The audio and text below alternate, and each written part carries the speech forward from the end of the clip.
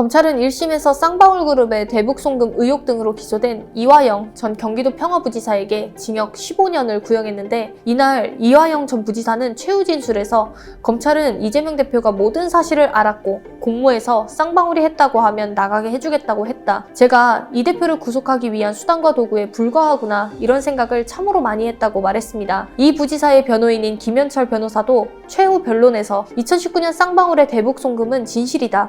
그러나 이화영과 이재명의 대북송금은 거짓이다. 신군부의 내란 음모 조작 사건처럼 이 사건은 후대의 이화영 대북송금 조작 사건으로 기록될 것이라며 인권 마지막 보루로서 대한민국 법원이 진실을 밝혀주시길 바란다고 했습니다.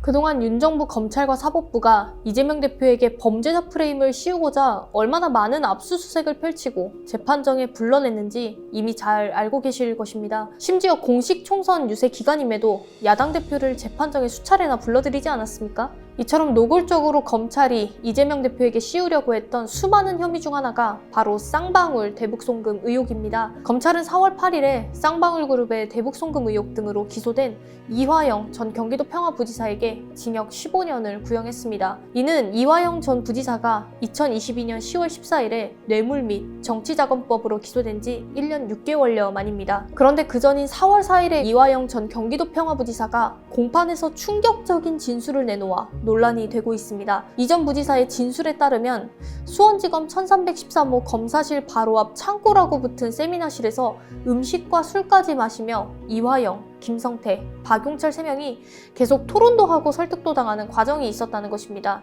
특히 김성태와 단둘이 있을 때 김성태가 이 전 부지사에게 이재명이 제3자 뇌물로 기소되지 않으면 형님이 큰일 난다. 이재명이 죽어야 한다. 이 수사의 목적은 형님이나 내가 아니다. 이재명을 위한 수사다. 이재명은 끝났다. 이재명이 들어가야 한다라고 말하기까지 했다고 증언했습니다. 만일 이 전 부지사의 진술이 사실이라면 검찰의 묵인 혹은 방조하에 이 전 부지사의 진술을 바꾸기 위한 목적으로 구속 수감자들이 모여 술파티를 벌인 셈입니다. 이는 도저히 묵과할 수 없는 중대범죄이자 국기문란 사태입니다. 이에 대해 수원지검은 이화영의 주장이 명백히 허위라고 공지했지만 이를 뒷받침할 근거를 전혀 내놓지 못했습니다.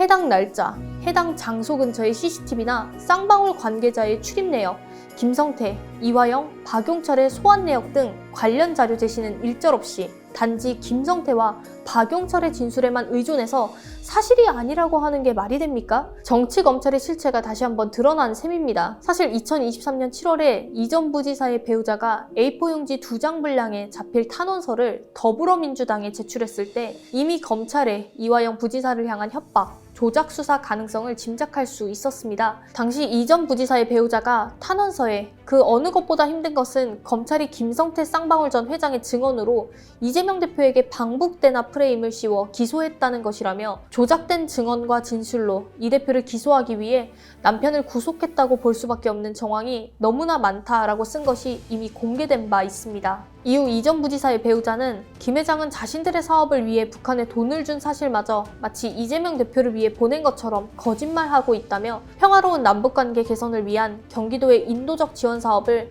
김성태 회장의 증언만으로 그 가치를 폄하하고 매도하고 있다고도 했습니다. 당시 이 전 부지사가 검찰 조사 과정에서 도지사 방북 비용 대납 요청 등에 대해 관여한 바 없다는 기존 입장을 일부 번복했는데, 이 번복의 이유가 검찰 조사에 따른 심리적 압박 때문임을 그렇기에 번복 후 발언의 신빙성 자체에 의문을 제기하려는 배우자의 노력이었음이 잘 나타납니다. 그럼에도 불구하고 검찰은 1심에서 징역 15년을 구형했는데, 이날 이 전 부지사는 최후 진술에서 검찰은 이재명 대표가 모든 사실을 알았고 공모해서 쌍방울이 했다고 하면 나가게 해주겠다고 했다. 제가 이 대표를 구속하기 위한 수단과 도구에 불과하구나, 이런 생각을 참으로 많이 했다고 말했습니다. 이 부지사의 변호인인 김현철 변호사도 최후 변론에서 2019년 쌍방울의 대북송금은 진실이다. 그러나 이화영과 이재명의 대북송금은 거짓이다. 신군부의 내란 음모 조작 사건처럼 이 사건은 후대의 이화영 대북송금 조작 사건으로 기록될 것이라며 인권 마지막 보루로서